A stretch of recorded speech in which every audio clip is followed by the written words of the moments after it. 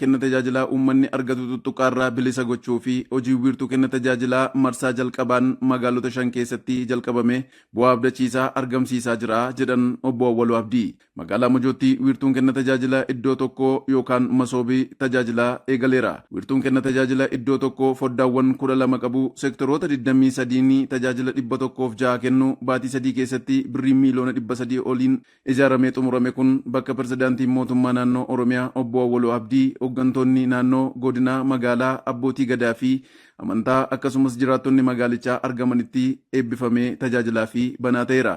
Pirezidaantii ittaanaan mootummaa naannoo Oromiyaa obbo Awwaluu Abdii mootummaan naannoo Oromiyaa nageenya waaraa mirkaneessuu misoomaa fi kenna tajaajilaa irratti xiyyeeffatee hojjechaa jira jedhan. Mootummaan keessan kan paartii badhaadhinaatiin hoogganamu hojiilee sadan gugurdaa tokko hojjechaa jira. Inni calqabaa uummanni keenya akka waliigalaatti uummanni Oromoo qe'ee isaatti nagaan olee akka nagaan bulu, nagaan bahee akka nagaan galu, yeroo isaa guutuu misooma irratti akka dabarsu. Lammaffaa hojii misoomaati. Biyyi waraanaan hin jiraattu. Diinonni keenya waraana irra nu qabanii bakka itti nu danqanii misooma irraa nu baasanii biyya rakkoo diinagdee qaala'insa jireenyaa hamaa keessa galchuuf yaalii gochaa turan. Gowwaa barbaadatan. Nu harka tokkoon harka mirgaan hojii misoomaa harka bitaan hojii nageenyaa hojjechaa turre jiru. Sadaffaan hojii kenna tajaajilaati. Kan guyyaa irraa. Hawaasni keenya aarsaa guddaa kaffalee barcuma irra nu kaa'eera. Kaffaltanii nu filattanii.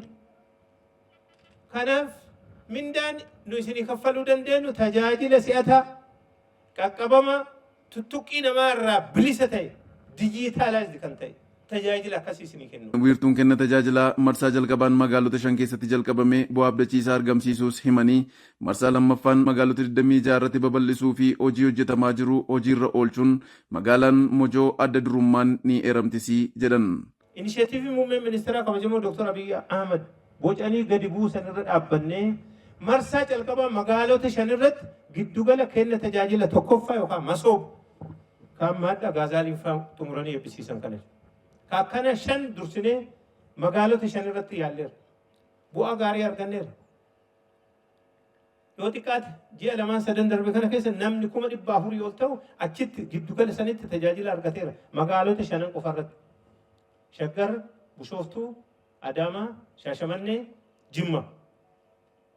Itti quufiinsa uummata keenyaa parsantii 98 sanaa ol ta'ee jira.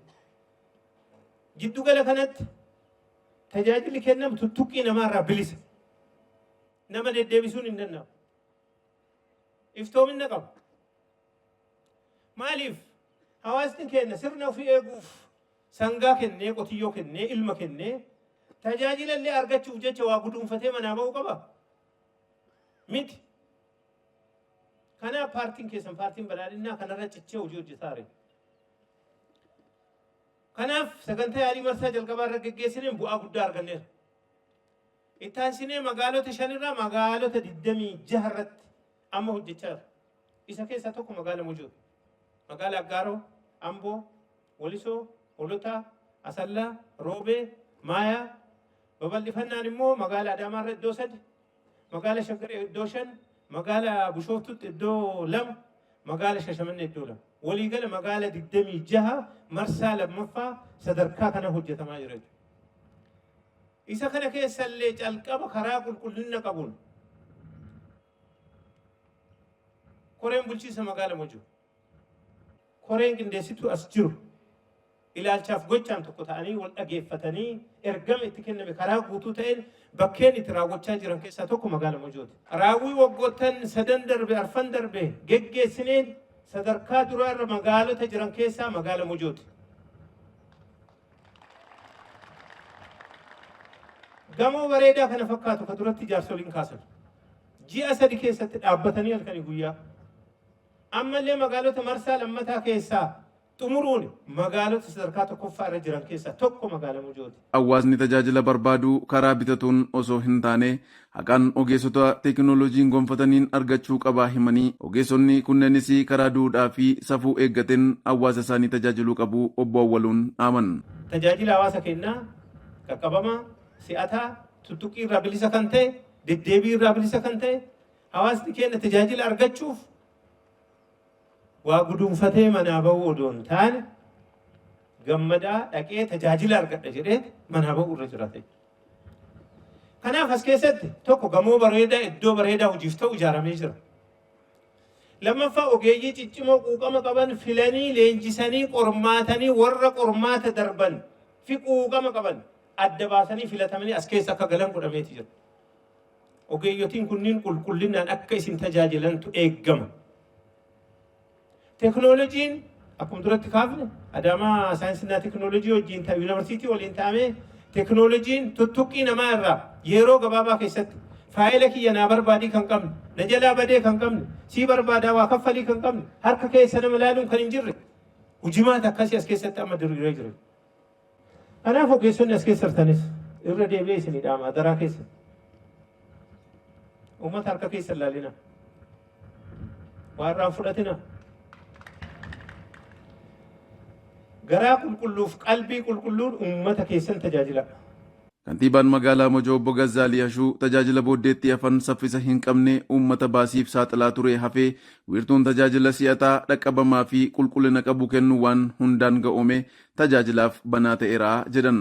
Tajaajila armaan duratti manneen hojii adda addaa keessatti faffaca'uun uummata keenya baasii dhamaatii fi dadhabbii guddaa saaxilaa ture sun irraa hafee wiirtuu tajaajila iddoo tokko yookiin masoof jedhamuun akka inisheetiivii addatti yeroo ammaa kana guutuu biyyatti kan eegalame guyyaa har'aa nu birattis dabareen isaa ga'ee sagantaa mootummaan naannoo Oromiyaa nuuf qabeen hojicha ijaarsa gamoo irraa kaasee hanga teekinooloojiiwwan wiirtuu tajaajila tokkoffaa keenyas waan dorgomaa isa taasisuu danda'an hunda guuttachuun guyyaa har'aa kana bakka keessummaan kabajamoo obbo Awwaluu Abdii pirezidaantii itti aanaa bulchiinsa mootummaa naannoo argametti jalqabsiisuudhaaf yoo jalqabsiifnu gammachuu guddatu natti dhaga'ama. Baga gammanne baga gammadne jechuun barbaada.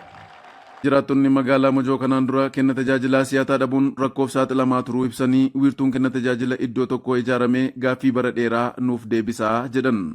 Wiirtuu tajaajila iddoo tokko dhabuudhaan tajaajila rakkoo baay'eetu ture. Yeroo ninqisaasaa qabeenyi ninqisaasaa to'annaan hin jiru. Yeroo ammaa kana garuu jalqabbiin ammaa kun baay'ee kan nama gammachiisu. Tajaajila gamoo tokko keessatti tajaajilamanii galuun gamoo tokko keessatti dhugaa argatanii galuun waan salphaa miti. Waa hundi wanta isin teekinooloojiin iddoo tokko yookaan immoo iddoon qusannaa iddoo tokko jedhamu kun baankiilee of keessaa qaba. Waan biraa fayyadamuu hin deemtu jechuudha. Baankiilee asuma keessatti argatta. Kun immoo maalidha kan fide barnoota. Barnoonni bu'uura waan hundumaa ta'uusaa mootummaan jijjiiree dargaggeessi keenya hojjetaan keenya haadholiin keenya itti fayyadamee jedhee barnoota haaromsee jira. Kaleessa gaaffiin Oromoos isa kana ture jechuudha.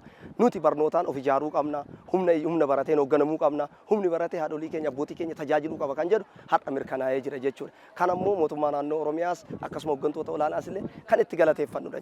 Waan hundarraa bilisa kan ta'e tajaajilli asii kun tuttuqaa namaatirraa waan adda addaatirraa ergamtuurraa dallaalarraa waan hundarraa kan qulqulluu ta'eef siifi abbaa immaatii fi hooggansa bakka san taa'ee tajaajilu qofatu kan wal argatu jecha kan wal argu qaama kana lamaan waan ta'eef daldalaan hedduun jiru dallaalli hedduun jiru tokkichi hedduun jiru hojii qulqullinaatiif bakka kanatti arganna jenneeti ammas kan gammachuu akkanaati kan qabannee deemaa jirru gammachuun kun gammachuu nu haa ta'u qaamota kana nu hojjetanii kana nu agarsiisan kanaaf galata guddaa qabna isaan alatti immoo akka addunyaatti dorgomaa taanaa jechaadha. Waan hundi dijitaalaan wanni hundi immoo ammayyaadhaan waan hundi akkasitti socho'aa hoggaa jiraatu kan dhalootaafillee kan darbu jechaadha. Wanni kun wanna hoggaa lamaa takkatti addaan citoo hin ta'in dhalootaa kan darbu siidaa guddaan nu dhaabanii jechaadha. Ogeessonni giddugalicha keessatti hawaasa tajaajiluuf qophii ta'anii jiran ijaarsichi komii hawaasaa hojjettoota mootummaa irratti jiru furee haqaan tajaajilaa fi nu qopheessaa jedhan. Foddaan tajaajila naannoo foddaa tajaajila 12tu jira. Kana jechuun abbaan dhimmaa yoo dhufe tajaajiloota seektara mootummaa bakka adda addaatti faca'ee argatu san bakkuma tokkotti argateetiin deemuu danda'a jechuudha. Kun qulqullinaan ariitiidhaan yerootii fi baasii abbaa dhimmaa qusachuudhaan biirokiraasii osoo asii achi hin deddeebiin akka fixuu danda'u yeroo gabaabaa keessatti dhimma isaa raawwatee akka deemuu danda'uuf hin dandeessisa. Akkasuma immoo hojjetaa mootummaatis kanaan dura beekees ta'e osoo hin beekin abaaramaatiin ture kana tajaajila iddoo tokkotti yoo kenne itti quufinsi abbaa dhimmaa yoo dabalu itti quufinsi hojjetaa mootummaatis hin dabala. Tajaajilli mootummaatis akkaataa mootummaan barbaadu sanii yoo kenname mootummaanis itti quufinsa uummata biraa hin argata. Kun galtee mootummaas hojjetaa mootummaatis uummataafis galtee guddaadha jenneetiin abdanna. Kanaaf tajaajila akkasii san kennuudhaaf immoo qophiidha jechuudha.